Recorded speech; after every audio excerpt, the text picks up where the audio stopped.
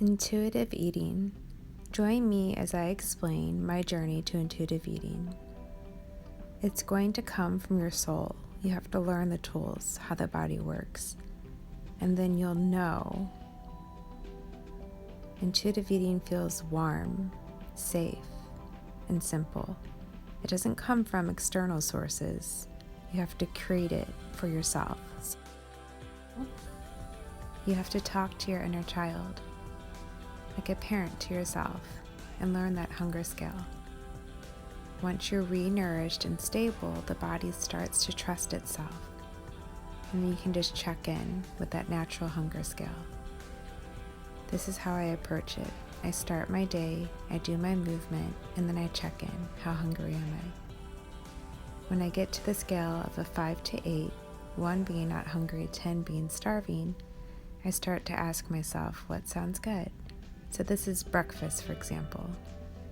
I'm on my hunger scale, 5 to 8. Great. Now it's time to think about how to nourish my body. What is my body needing? It's craving creamy, butter, gritty textured whole grains, some coffee. Perfect. So I create the meal based upon what my body needs, and I eat until I feel satisfied, and then I go about my day.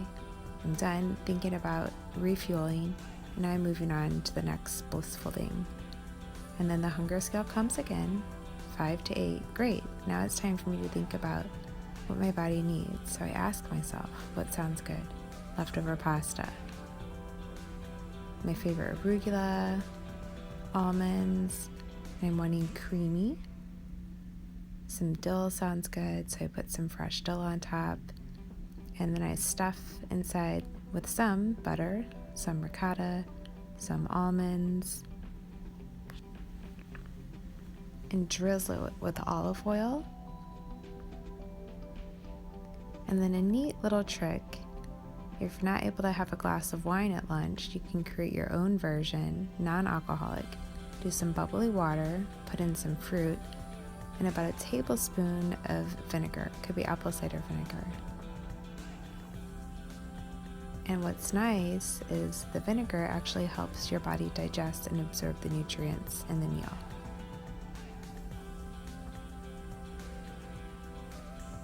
And as I'm eating, I ask myself, am I good? If I feel good, then I'm good to go and move on to the rest of my day. If I don't feel slightly satisfied, then I'll ask my body what else it needs. And then I move on, and maybe I'm out in nature, taking my dog for a walk, until it's dinner time, and then I check in again. What sounds good? Hot dog. It may not always sound good, but in this moment it did. And then I'm cherishing the time with my pup, and I paired it with a beer, because that's what sounded good, and I ate until I felt satisfied. And then you move on. So now I say it's the next morning. I'm going for my walk. I'm not hungry yet. And then I check in, and when I feel on a scale of 1 to 10, 5 to 8, then I take time to check in and ask my body what sounds good for breakfast. I tend to be a creamy girl at breakfast, and I love my whole grains. So I have my yogurt, almonds, butter, whole grain bread, and coffee. And then I move on, and now it's time to be puppy mommy. Take Rook to the vet. And when you're in intuitive eating, you get to fully be present in other moments, not always thinking about food. Not until the body says, hey, on a scale of 5 to 8, that's my hunger rating, let's check in for lunch. And then I ask myself, what sounds good? Do I want creamy? Do I want tomatoey? And then I select the meal and eat until satisfied. And then we move on. So this is me and David golfing. After a long day of golf, we check in for a nice cocktail and dinner. And after being in the sun, a citrusy cocktail was perfect. And then we took time to think what would pair well with it. And lobster rolls sounded exactly what my body was needing. No wrong or right, just what my body is craving, because it's guiding me to what it's needing. And now it's morning. Rook and I are slowly waking up. We had such a lovely evening. we're not quite hungry yet. So we're going to go for a walk and wait for the body to say, hey, on a scale of 1 to 10, we're at a 5 to 8. And then, great, okay, what do we need for breakfast?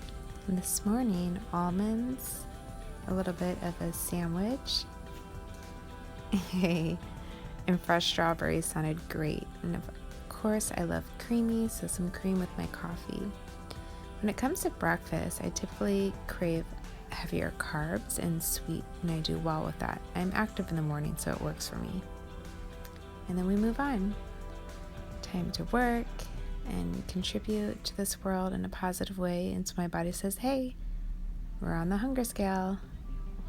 And then I check in and see what my body's needing. Now, I was craving kind of a gazpacho, tomato based. I think it's anytime I'm out in the sun, my body's wanting more potassium. The olive oil was delicious, by the way, and it looks so pretty drizzled in this dish. To pair with this, I had some vegetables on the side. And then I moved on, walking around, exploring the city, enjoying my life, connected and at peace. And then it was time to check in again. And a tequila-based cocktail sounded nice and refreshing.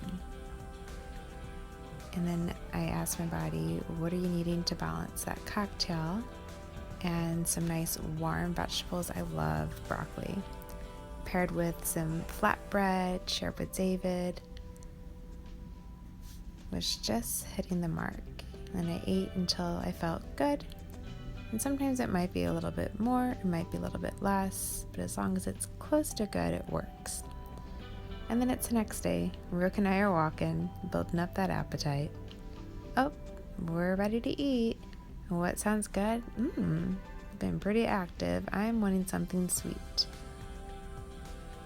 And then we transition on to the rest of the day. Let's play some tennis to take care of our fitness. And now it's time for lunch. What sounds good? Some vegetables, some ham and cheese, and a nice breaded sandwich with a little rosé. And we breathe, we relax, we take in the view, and we trust that our body will tell us when it's had enough. And then we go about the day. Maybe it's time to rest the body. And then it's dinner time. So what sounds good? Do we want creamy? Do we need savory or salty?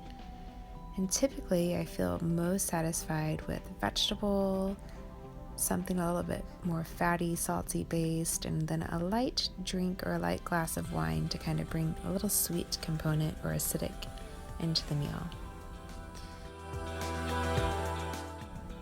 These were just some examples of favorite photos from traveling and random basic mornings. But intuitive eating is going to be unique to you.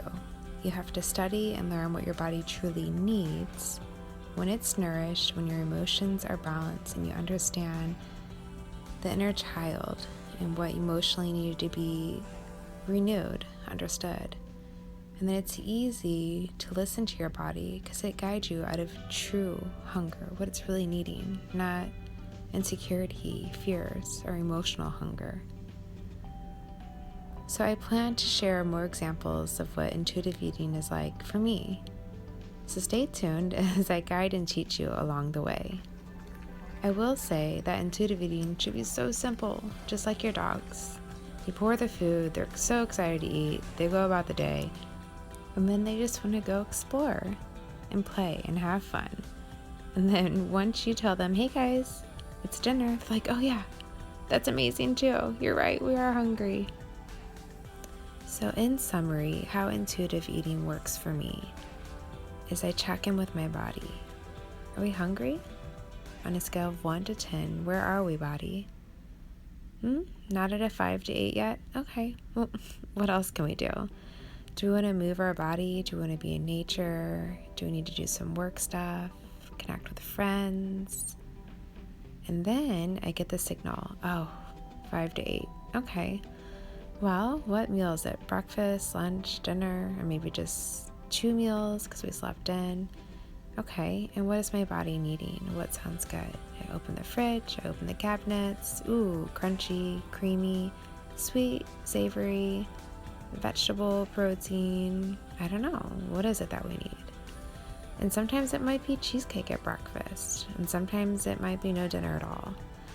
But I will say that as I've gotten so in tune with my emotions, my purpose, my relationships, and applying knowledge to how the body works, most often my body picks something that's really well balanced. And from time to time, it does want something kind of interesting, fun, different. But it never needs a lot of it. It's just so easy and nurturing and beautiful how my body guides me to what it truly needs. And then I eat until I feel good. Sometimes a little bit more than what I'm eating. I can feel a little too full. Sometimes it's not quite enough, but as long as it's close, I know I'm good to go. That my body will tell me how to catch back up and balance out at the next meal. So if it wasn't enough at lunch, then I end up maybe eating a little bit more at dinner. If it was kind of a big breakfast, then I tell myself, well, it might be a lighter lunch, and it does always naturally work out.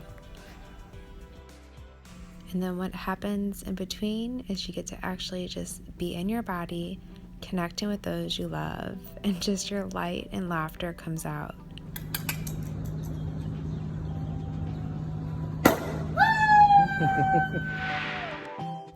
Stay tuned for more intuitive eating examples.